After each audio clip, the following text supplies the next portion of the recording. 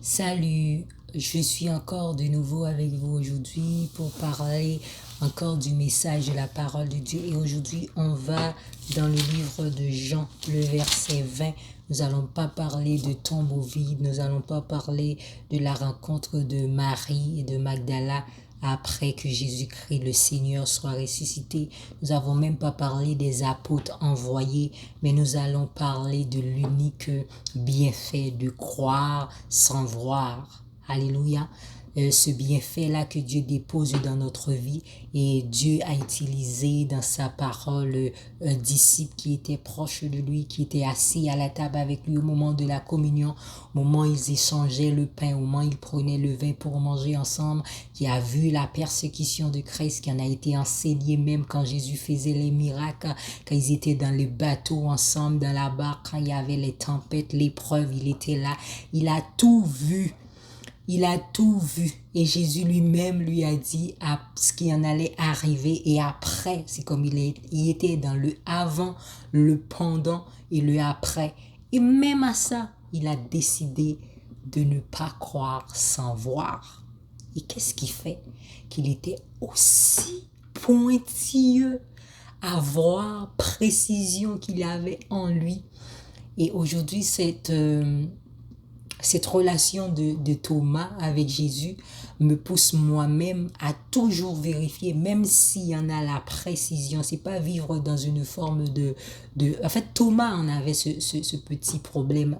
Et ce problème, la Bible nous le dit, c'est quoi exactement qui en a existé et qui en a encore dans notre génération? C'est l'incrédulité. L'incrédulité. L'incrédulité va te pousser tout ce que Dieu te dit, tout ce que Dieu te confie, tout ce que Dieu te montre, les signes, les étoiles, toute sa création, les personnes même à côté de toi peuvent peut t'amener à voir tout ce qui est dans le plan, dans ce que Dieu t'amène à suivre. Et l'incrédulité va toujours te pousser à avoir cette partie-là en toi qui te dit, mais moi, tant que ça, là, je le vois pas, je refuse de croire. Et quant à cet tempérament qui rentre dans ton caractère, qui rentre, on l'espère que ça ne fait pas partie de la personnalité parce que Saint-Esprit de Dieu va toujours rester là dans ton cœur à lutter afin que la personne que tu es ne soit pas soumise à l'incrédulité. Parce que là où est le danger, si tu es soumise à l'incrédulité dans ta personnalité, c'est fini. Parce que si tu ne les laisses pas dominer par la personnalité du Saint-Esprit en toi, la personne même du Saint-Esprit dans ta vie, tu vas voir que ce que tu fais va toujours être dans l'incrédule et va toujours dans une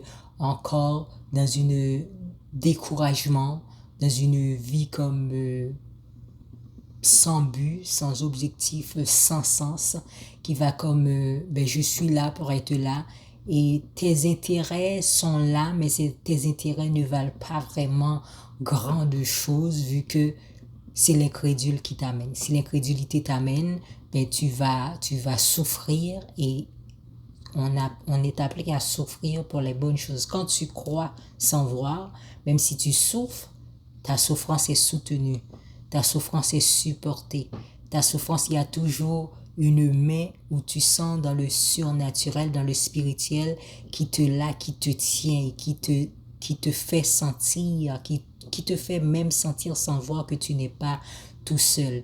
Et Dieu est capable de nous amener tous ces prodiges dans nos vies, tous ces bienfaits quand nous décidons de croire sans voir. Et Thomas, en tant qu'un disciple de Jésus, il a hérité le royaume de Dieu. Il est un serviteur de Dieu. Il est un disciple de Jésus. Mais il avait cette partie d'incrédulité en lui et qu'on peut trouver assez souvent même dans cette génération que je parle en 2024, cette génération qui refuse de croire sans voir. Alors lui, comment qu'il a été poussé à voir, et c'est aussi une partie dans ce que nous vivons, même si on n'est pas Thomas, on n'a pas Jésus physiquement où on peut demander, mais je veux voir tes mains, je veux mettre mon doigt là où il y a le clou, Il faut toujours voir dans nos critères, dans ce que nous avons, dans ce que nous essayons de construire, de bâtir. Est-ce que nous n'avons pas érigé certaines facettes où on dit à Dieu, mais tant que je ne vois pas ton doigt dans le clou, tant que je ne te vois pas telle chose, mais je vais refuser de croire. Parce qu'il y a une ruse que l'ennemi pouvait infiltrer dans notre vie, dans la vie des enfants de Dieu, s'ils refusaient de croire sans voir, s'ils refusaient de se laisser porter par l'incrédulité et au lieu d'être complètement dans l'obéissance. Les femmes ont été au tombeau, le Christ ressuscité comme il l'avait dit. Ils ont dit le message, ils ont dit on l'a vu, ils ont partagé le message. Et Jésus lui-même, Jésus, ce qu'il voulait de Thomas, c'est complètement tout ce que je te dis, tu me crois et que tu me fasses confiance. Et je suis avec toi, je suis la vie éternelle. Imagine aujourd'hui, nous, on ne peut pas toucher Jésus, on ne peut pas voir Jésus, mais sa présence, juste le fait de vivre la parole de Dieu, juste le fait de connaître la parole de Dieu, juste le fait de ressentir la présence de Dieu, le Saint-Esprit nous parler. Même des fois, il y a des personnes qui ont cette grâce spéciale d'entendre la voix de Dieu audiblement leur parler.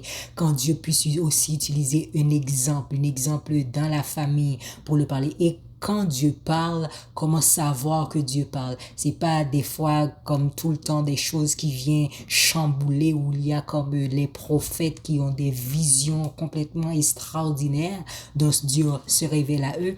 Des fois, c'est par une simple pensée de ce que toi tu vois dans la journée, mais tu sens que la pensée qui vient de parler est supérieure à ta pensée. La pensée qui te guide, la pensée qui te dit est supérieure. Et quand tu prends ton temps de imaginer toutes les autres pensées qui peuvent avoir, tu dis, ah ça là c'est le Saint-Esprit de Dieu, parce que c'est une pensée unique et supérieure au-delà de toute pensée des hommes. Amen. Alors Thomas, lui, même s'il a vécu, il était à côté de Jésus. Il a vu Jésus opérer des miracles. Il ne pouvait pas rentrer et voir, alléluia, ce que le Saint-Esprit de Dieu lui-même, alléluia, gloire à Jésus-Christ, n'avait pas déposé dans son cœur. Cette sagesse, cette intelligence, cette compréhension, ce bon sens, alléluia, pour comprendre que Christ qui est là est ressuscité. Parce que lui, c'est comme, pour lui, c'est la mort qui l'effrayait. C'est comme comment une personne peut sortir de la mort. Et pourtant, il en avait vu Jésus ressusciter des personnes qui étaient déjà mortes. Mais il ne pouvait pas croire que le Seigneur, le Sauveur lui-même, après 3 jours, tout ce qu'il en avait dit, c'est comme ça l'a surpassé.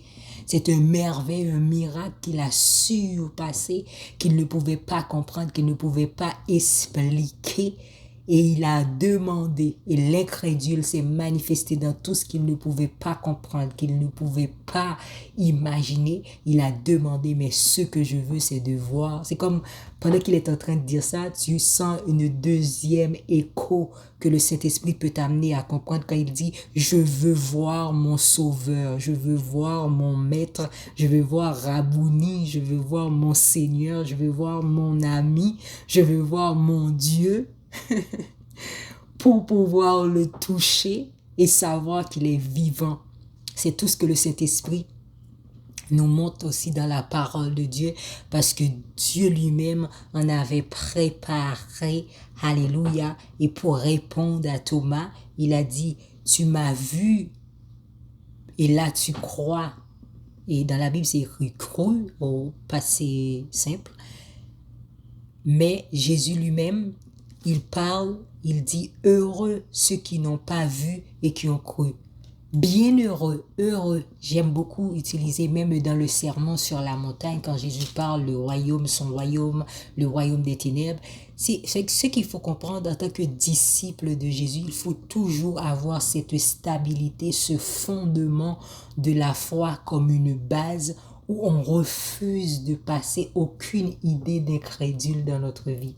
Parce que ce que Dieu veut, il a dit heureux ceux. Et là, il parlait de nous, là, de cette génération, moi et toi, vous qui m'écoutez. Heureux cette génération qui vont pas me voir, mais qui vont croire. Et cette promesse, Jésus-Christ l'a accompli pour nous. Cette grande miracle, Jésus-Christ a accompli pour nous. Et nous avons eu cette grande accès, cette privilège, cette grande cœur à cœur, cette grande face à face. Car le Saint-Esprit de Dieu peut nous éblouir, peut nous envahir, peut nous épanouir, peut nous recouvrir. Le Saint-Esprit de Dieu peut vivre à l'intérieur de nous afin que nous puissions croire sans même voir Jésus par la parole, par la méditation, parce que le Dieu que nous servons, le Dieu que j'invoque, le Dieu que tu invoques, c'est un Dieu saint et il a toute sa personnalité, il a tout son tempérament. En Jésus, nous voyons le tempérament même de comment le Père a voulu se révéler, comment le Saint-Esprit vient nous enseigner à agir par le comportement de Jésus, même si je ne le vois pas, mais je sais que son être, son corps vit en moi. Le corps de Jésus vit en moi. Sa vie est déposée en ma vie. Et si j'existe, j'existe seulement parce que le souffle de vie de Jésus-Christ, le Saint-Esprit de Dieu même, habite, demeure et vit en moi.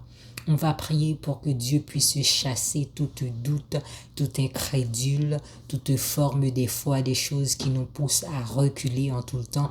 Et je ne dis pas le nom du disciple, tu le connais déjà, parce que je veux préciser que les personnes dans cette génération, s'ils portent le même nom, se sont interpellées à avoir l'incrédulité. Je ne fais pas de précision sur le prénom et que là où tu écoutes le message, quand tu as l'habitude de méditer la parole, de nourrir ton âme, tu vas tout de suite voir parmi les 12 disciples qui ont été avec Jésus, c'est lequel qui a été dans ce comportement d'incrédulité. Et que toi aussi, aujourd'hui, si nous sommes portés à avoir cette incrédulité, que Dieu vient nous dépouiller, nous changer, nous transformer, afin que nous soyons dans l'obéissance. Saint-Esprit, merci pour ton amour divin, merci pour ta paix divine, merci Seigneur Jésus-Christ pour ton cœur qui se révèle par ton esprit, Seigneur Jésus. Merci pour le Père qui n'arrête pas de vouloir à chaque jour que nous puissions comprendre la volonté de son Fils, à Jésus, le Fils unique qui vient nous révéler là où tu es assis dans le trône, que tu intercèdes auprès du Père en notre faveur. Père Saint, Dieu d'amour, Seigneur Jésus, merci pour cet esprit, l'Esprit Saint de Jésus-Christ qui est là et qui nous mandate, qui nous révèle et qui chasse, alléluia, dans le nom puissant de Jésus-Christ, dans ma vie, dans la vie de chaque personne écoutant ce message, toute forme d'incrédulité, toute forme des choses qui veulent nous pousser à la désobéissance, toute forme de choses qui pouvaient nous pousser à voir complètement dans l'orgueil, dans le moi qui est mandaté par le soi d'amour propre, tout soit plongé dans le sang de Jésus-Christ, que nous puissions, Seigneur, vivre la vie du Père, la vie du Fils et le Saint-Esprit qui porte la gloire de Jésus-Christ dans mon cœur, dans le cœur de chaque personne qui écoute ce message, que nous soyons transformés par ta vie, Seigneur Jésus-Christ, que nous puissions être renouvelés par ta vie, Seigneur Jésus-Christ, oui, transformés par ta vie, Seigneur Jésus-Christ, oui, alléluia, changés par ton amour, Seigneur Jésus, oui, Saint-Esprit, que nous soyons animés et vivre par ta puissance et ton autorité en nos vies, Seigneur Jésus, alléluia, et que l'incrédule, alléluia, à l'écoute de la voix, à l'écoute de ma voix, à l'écoute de la voix de chaque servante et serviteur soit chassé au nom puissant de Jésus. Amen, amen, amen, amen. Gloire à Dieu et soyez abondamment bénis. Merci parce que tu en as été avec nous pour non seulement regarder quelle est l'importance dans le livre de l'évangile de Jean, comment les anges peuvent être mandatés pour obéir au service de Dieu, comment l'église même est là en tant qu'une assemblée des saints qui représentent le message de Dieu, comment même toi, tu peux être connecté par le Saint-Esprit afin que ta vie puisse être changée et transformée. Ça a été un plaisir et ce n'est pas la dernière fois que nous allons nous rencontrer sur cette plateforme. Soyez abondamment bénis et restez dans la paix de Jésus-Christ. Amen.